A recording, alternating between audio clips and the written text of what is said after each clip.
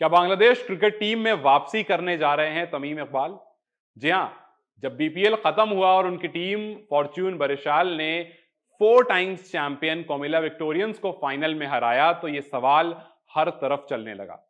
बात तो यह भी चली कि अब जाकर के साकिब को समझ में आएगा, क्योंकि याद है ना वो वर्ल्ड कप का टाइम, जिस टाइम पर साकिब और तमीम के बीच में वो रिफ्ट शुरू हो गया था। तमीम ने पहले रिटायरमेंट ले ली, फिर उसके बाद शेख हसीना से दोबारा बात हुई, जो उनके प्राइम मिनिस्टर हैं, वहां उनसे बातचीत हुई, उन्होंने रिक्वेस्ट करी कि जी तमीम वापस आ जाइए।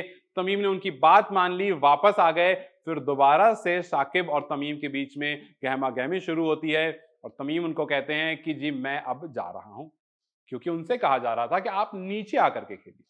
तमीम ने कहा कि मैंने पूरी जिंदगी ऊपर खेला, मैं नीचे क्यों खेलूं। खैर वो कहानी आपको पता होगी क्या क्या किस तरह से बीता।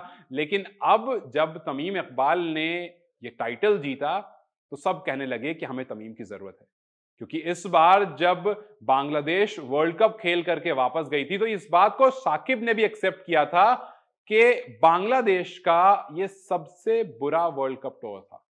और उसके बाद उन्होंने ये भी कहा था कि कहीं ना कहीं हो सकता है मेरे और तमीम के बीच में जो थोड़ी सी गहमा गहमी हुई थी, जो थोड़ी सी बात खराब हुई थी, जो रिफ्ट क्रिएट हुआ था, उसका रीजन भी ये हो सकता है क्योंकि टीम में वो बॉन्डिंग शायद नहीं बन पाई। इस बात को उन्होंने एक्सेप्ट भी किया था। लेकिन अब जब तमीम की ये स्टेटमेंट आती है कि मेरे अंदर अभी भी 2 साल का क्रिकेट बचा है और मैं अभी और खेलना चाहता हूं। तमीम ने कहा कि मैं टीम में वापस आना चाहता हूं, लेकिन उससे पहले कुछ चीजें ऐसी हैं जिसको ऑन पॉइंट होने की जरूरत है, जिसे सही होने की जरूरत है, और मैं उसके लिए बातचीत कर रहा हूं, मैं उसके लिए बात करूंगा, लेकिन उससे पहले मैं कोई फाइनल स्टेटमेंट नहीं दूंगा। लेकिन अगर आप मुझसे सच पूछेंगे तो मैं अपने करियर के उस स्टेज पर हूं जहां पर मेरे अंदर 2 साल कम से कम क्रिकेट और बचा है।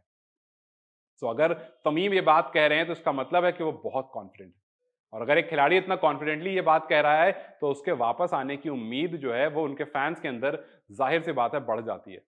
खैर उन्होंने कमिटमेंट नहीं दिया, लेकिन उन्होंने कहा कि जो नए चीफ सिलेक्टर हैं जलाल भाई, जलाल यूनुस की बात कर रहे थे वो, उनसे मैं कम्युनिकेशन में हूं, उनसे मैं बातचीत कर रहा हूं, और सब कुछ सही रहा तो मैं वापस से टीम में आऊंगा। लेकिन उससे पहले कुछ चीजें हैं जिसको फिक्स होने की जरूरत है।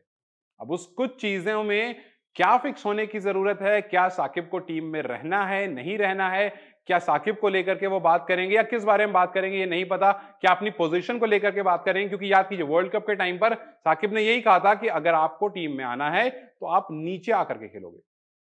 नीचे से मतलब है चौथे या 5वें प्लेस पर। लेकिन तमीम उसके लिए तैयार नहीं थे। तो क्या इस बार जब वो चीफ सिलेक्टर से बात करेंगे तो क्या वो उनकी प्रायोरिटी होगी कि मैं आऊंगा तभी जब मुझे वो पोजीशन मिलेगी, जब मुझे आप दोबारा से ओपन करने को दोगे? क्या आपको लगता है कि तमीम इकबाल को अगर टीम में वापस आना चाहिए तो क्या अपने उस स्टैंड पर स्थिर रहना चाहिए कि मैं खेलूंगा तभी जब मुझे आप वो पोजीशन दोगे? जैसे अगर आप रोहित शर्मा को टीम में खिलाओगे तो अब आप उनसे ओपन ही कराओगे, ऐसा नहीं कि आप उनसे नीचे आने को कहोगे। तो क्या आपको लगता है कि तमीम इकबाल को अपना स्टैंड लेना चाहिए कि मैं ऊपर ही आकर खेलूंगा, या फिर अगर उनको मौका मिल रहा है तो किसी भी पोजीशन पर आकर के खेल लेना चाहिए, बस अपनी कंट्री को रिप्रेजेंट करते रहना चाहिए? आपको क्या लगता है अपनी राय मुझे कमेंट सेक्शन में जरूर बताएं। इस वीडियो को लाइक और शेयर जरूर करें और जाते जाते चैनल को सब्सक्राइब करते जाएं।